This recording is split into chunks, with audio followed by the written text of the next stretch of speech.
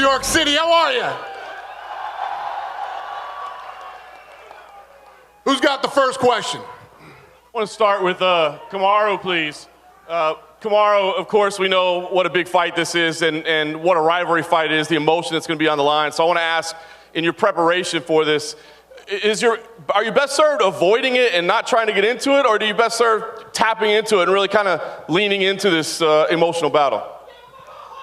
It doesn't really matter. You know, I don't avoid anything. You know, I've said yes to everything. So, you know, all I'm waiting for is December 14th, that you guys finally get the fight you've all wanted for so long. And Kamaru, of course, you had some injuries that you had to clear up to get to this point, but I want to ask you now moving forward, I mean, this would be a big title defense for you, and what do you want your legacy to be? I mean, are you a guy that wants to fight frequently and beat everybody? Are you looking for money fights, big fights? I mean, give me an idea what the plan is for you as champion. Well, there's really no plan. You know, when I came into this, I said that I wanted to be the best. Now, that's what I'm looking to do for as long as I can do it until I walk away to do something else. So there's really no plan. A legacy is something that people bestow upon you. It's not something that you come in and say, yeah, this is my legacy, this is my legacy. No, it's something that, you know, after your body of work, when you're done, people say, that's the legacy that you left. Thanks, Kamaru. Colby, I wanted to ask you, you brought your belt today as promised.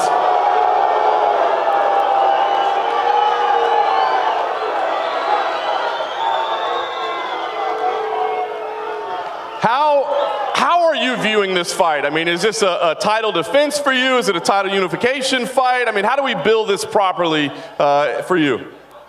Everybody knows this is my second title defense. My last title defense was against the most dangerous guy in the division, Robbie Lawler, and you saw what I did on his face. I landed a strikes record on his face, and that's a guy I liked. Wait till you see what I do to this clown. And let's be honest, this is only a big fight because I made it a big fight. I could care less about this fight. The only reason I'm taking this fight is because Dan Lambert wants this fight. I'm Dan Lambert's professional hitman. Colby, you and Dana have had some, you know, kind of choice words for each other back and forth in the media, press conference, that sort of thing. I'm curious, have you guys had a chance to sit down and talk yet, get on the same page? Where's the relationship with you and Dana right now? Dana will see December 14th who the face of the UFC is. You know, he recognizes business. He knows I do good business. He will see December 14th why Marty Fake Newsman's even relevant right now. No one cares about him. The only reason he's relevant is because he attaches his name to mine. December 14th, only on pay-per-view, I'm detaching this little clown from my coattails. Colby, I got to ask about American Top Team. What's your preparation going to be like? I mean, are you going to be able to train fully there, get their full attention? It seems like some of the team has come out against you and said they don't like your approach right now. Yeah, you know, those are a bunch of snowflakes that are coming out like that. You know, I got a great team over at American Top Team, led by my head coach, Conan Silveira. He brings in some great training partners, and I've never felt better. You're going to see the best Colby Chaos Covington on December 14th. And just one last one, Colby, if I could. I got to ask you what you're thinking about this weekend. I mean, the main event here could be a #1 contender fight. Are you wanting Masvidal to win so you can fight him, or are you wanting him to lose? You know, I want to be the one to end the hype of the broken mediocre fighter championship this weekend. We all know it's a journeyman championship. They're both 50-50 in the last couple years. They win one fight, lose one fight. So I would absolutely love to get my hands on Masvidal. But let me tell you one thing: win, lose, or draw tomorrow night for Masvidal, I will get locked in a cage and not go to jail for beating his ass, because he said some things in the media, and now it needs to be settled. Because if I beat him up on the streets, he's not going to have anybody to pay his medical bills. We need Uncle Dana to pay his medical bills after I'm done with him. Thanks, Colby. Colby, over here. Just wondering, how does it feel to not be fighting in New York? I mean, a lot of us thought you'd be fighting this weekend. Yeah, I was looking forward to fighting this weekend. That's why the President of the United States is coming out. But there's a reason why I'm not fighting this weekend. You might want to ask this guy. He pissed hot. He couldn't pass a piss test. So that's the real reason. He had to let the EPO get out of his system for this weekend. Kamaru, would you like to respond to that? All right, real quick. Let's make some noise on December 14th. You guys can't wait for me to murder this clown. Thank you. No one cares about you, Marty. Stop talking, man. Pay-per-view buys are going out the window when you talk, man. I think the people just spoke. Stop talking. Yeah, because I want people to hate me.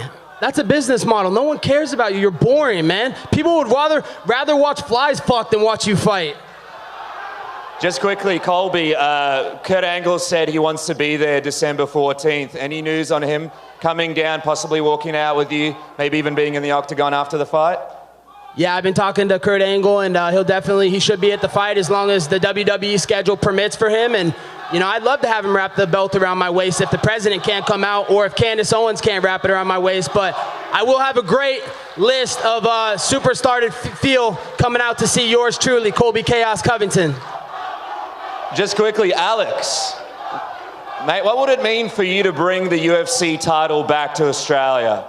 It'll mean a lot. It'll mean everything to me. Again, I'm spending time away from my family, and that's nothing but motivation. I'll let these two guys go at it. They'll make the world watch, and then I'll steal the show. So I can't wait to take that belt back home. You've had a long career. How does it feel to be here in New York City after being in the regional promotions, fighting for so long to get in the UFC, and now fighting a legend like Max Holloway? It's a long trip over here. I come from Thailand, so I haven't had much sleep, but yeah, it's all good. But find someone like Max Holloway, again, nothing but respect. He's a great champion, but I've got to do my thing December 14th. I think the blessed era ends, and you know what I mean? It's my time. I know, obviously, he's a big boy. Again, nothing but respect. He's a big boy. I'm a nice guy, right? So, I can see he cuts a lot of weight, and I'll make that decision easier for him by taking that belt and let him move up. Last question from me, Max. Where does Alex rank on the toughest opponents that you've had defending your title? Where does he rank? That's not my job to do the ranking. You guys do it. He's #1 contender. He's the next cupcake on the list, and I can't wait to taste the flavor. If I could for Amanda, please. Amanda, of course, you have 2 belts up there on the table. I know that 135 isn't the easiest for you to make. It's difficult. So I'm curious, why is that the title you want to defend right now? Why not do the featherweight, maybe make your life a little bit easier? So I want to do this at 145. I asked this fight twice to be at 145, but for some reason she don't want. And after back and forth with UFC, and then we decided, I talked to my coach, I discussed with my wife, and then said, you know what? If we keep fight to make this happen at 145, we never gonna fight. Let's do this at 135. I'm gonna go down again. And after this one, I go up to defend my other one. So I'm curious, you already have some history with her already, but to have to go through that process that she doesn't want to take it at that division, what do you think of her now as a challenger? Is she deserving of a shot at you right now? I feel like she deserves, She just beat the #1 contender. I forgot her name. Little forgot, I'm sorry. But, she's the next one. I respect her a lot. She evolved a lot. But we fight when I was beginning my career in the UFC. Now I'm double champion, and there's a lot of experience involved in that. And I will bring this belt home with me. I'm not down in my mind. Jermaine, obviously, just want to ask you to address that. Can you verify the accuracy of that and explain to us why, you weren't willing at one division, but you are in another? Yeah, she's right. She's absolutely right. I declined to fight at 145. I was the 145 champion. Nobody defeated me to take that belt. Only the UFC took that belt. I won the 135 belt. It's the most active weight division. There are a lot of girls in 135, not 145, and I've been through a lot of shit. So 135 it will be. And let me ask you, Jermaine, for you personally, is this more about a title shot, winning a title, or is this about some redemption, both against her and maybe against the public, the perception? None of those. I respect Amanda a lot. To be honest, I could care less about the belt. I just want to fight the very best. And I have the utmost respect for Amanda, and I believe she is the very, very best at this moment, and I will bring it to her.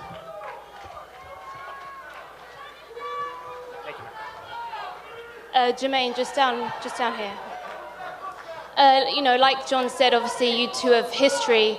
Back in 2013, Amanda was your only loss in the UFC. What do you think you need to do differently this time to put her away?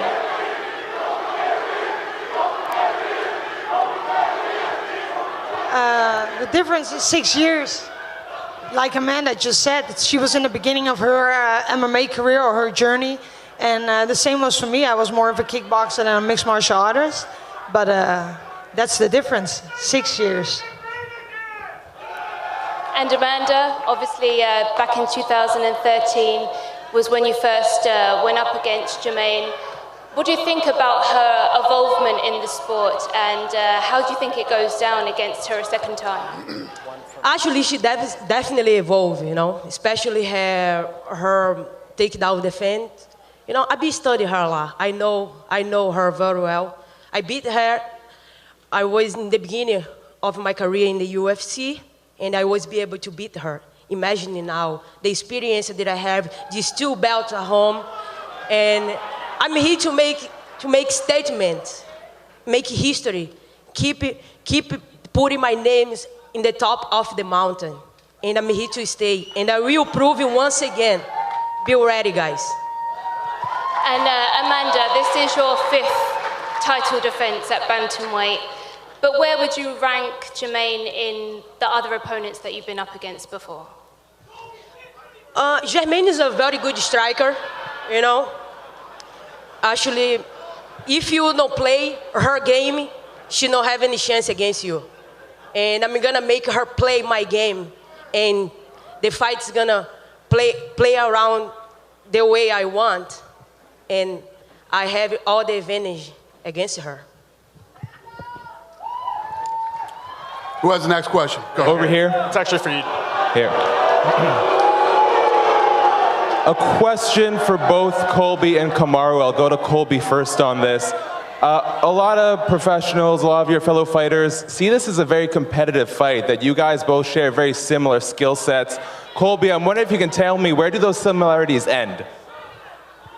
Those similarities ended, you know, he's taking my sloppy seconds. I beat everybody he beat, but I beat him before he beat him. So he had to come pick up the carcasses off the dead bodies that I left. So, you know, he's not impressive. He sucks at fighting. And December 14th, I'm going to expose him. Kamaru, what do you make of the idea that you guys are pretty much dead even when it comes to your skill and the techniques that you use? Everybody always says that they have a chance, but what fight have I been in the UFC that you've seen as competitive? Emil Mick. You barely beat that guy. He sucks. You gassed out in 3 rounds. Who? Exactly. Emil Mick, a guy that nobody cares about. You gassed out in 3 rounds.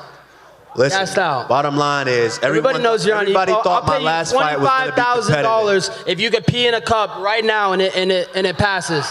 Put your money up. I will. I'll put it up right now. Bring it out. Pull it up. I'll put it up right now. 25 grand. Is the money sitting in your private jet? It is, buddy.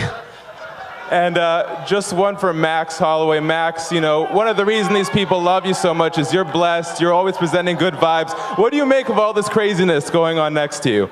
I love it. I love it. You keep going, boys.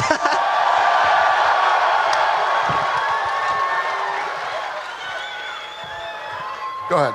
Dana, I wanted to ask you about Jermaine. Obviously, you know, when the title was taken from her a few years ago, did you expect her to eventually work her way back to this position? Does it surprise you at all that she's here fighting for a belt again? No, she's one of the best in the world. Has been for a long time. Not just in this sport, but you know, in combat sports in general. So no, not surprised at all.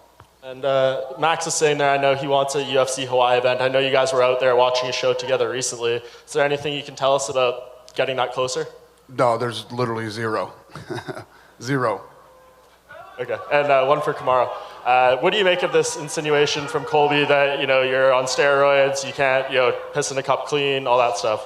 They all say that, you know, with the way I'm beating guys, they all say that, but it is what it is. December 14th, there will be a beheading and everyone will see it and watch it live. That's not a very good explanation, buddy. You sound like you're stuttering over there. You okay? I know you gave Glenn a heart attack for all those years you were ducking me, so don't worry, he'll be watching from hell on December 14th. First of all, can you even read? I went to D1 scrub, you went to D2. Good joke. Not. Colby, I did want to follow up on that. Why do you feel this way about Kamaru? Like, why are you bringing these sort of topics up? Everybody knows the Black Zillions team is notorious for doing steroids. You know, Anthony Johnson, Rashad Evans, all the guys over there. Alistar over him when he was over there. You know, I have inside information that, you know, he was doing EPO for a couple years, and that's just that. That's a fact, you know. He has no good response. He can't even defend himself. So I think it's pretty clear he's on steroids. But it's not going to make a difference because when I get my hands on him, he will melt.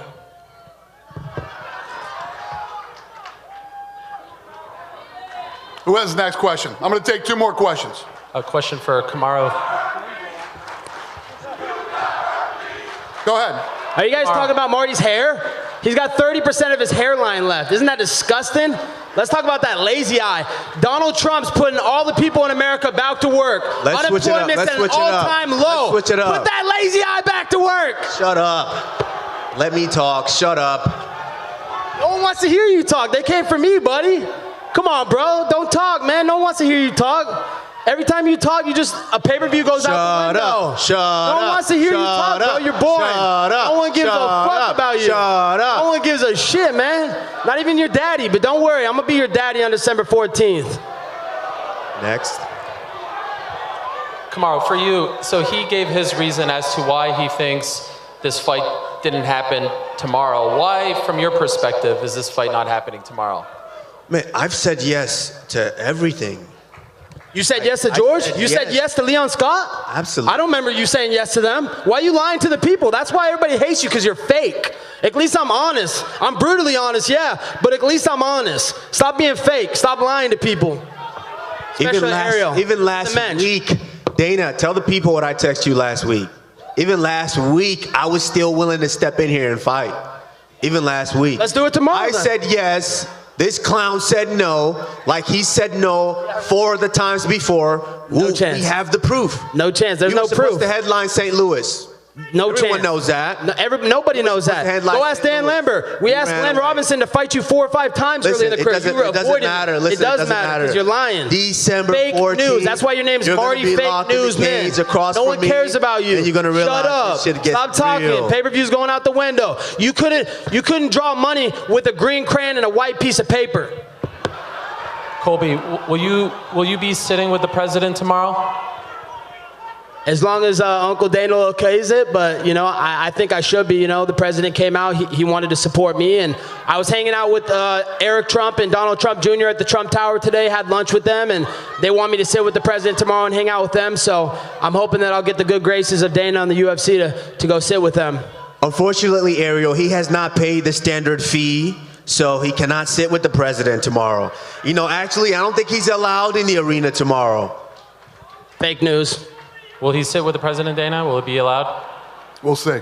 Okay. I just had one more for Amanda. I'm just curious, because it's the first time I see your belt. Is your belt smaller than Max Holloway's? And if so, how do you feel about that? Why are you starting stuff? Like, Ariel, you are drama. I'm just curious. Like, I don't know. Like, ask Dana. I don't know. Like, I'm very happy, you know. I can have the smaller one, but it's still at home with me. She got 2 of them. She got 2 of them. She's badass. Who has the next question? Question for Amanda. You're the only double champion up there, so I'm just curious if you think maybe you should be the main event or the co-main event, or if it doesn't matter to you. I would be very happy, you know, but it is what it is. UFC know what they do, but I'm very happy to be here today, you know. And December 14th, I will do what I'm supposed to do. Bring my belt home with me. That is the only thing matters. All right, guys, I'm going to rip this stuff apart. We're going to square these guys off for photo ops, and then in 15 minutes, The Rock will be out here.